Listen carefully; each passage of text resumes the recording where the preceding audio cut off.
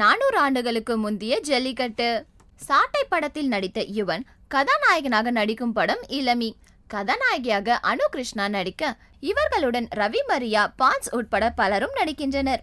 Joe productions பட நிறுவனம் சார்பில் இந்த படத்தை கதை, திரைக்கதை, வசனம் எழுதி இயக்கி தயாரிக்கிறார் ஜோ ஜூலியன் பிரகாஷ். இவர் இயக்குனர் ரவி மரியாவிடம் உதவி இயக்குனராக இருந்தவர்.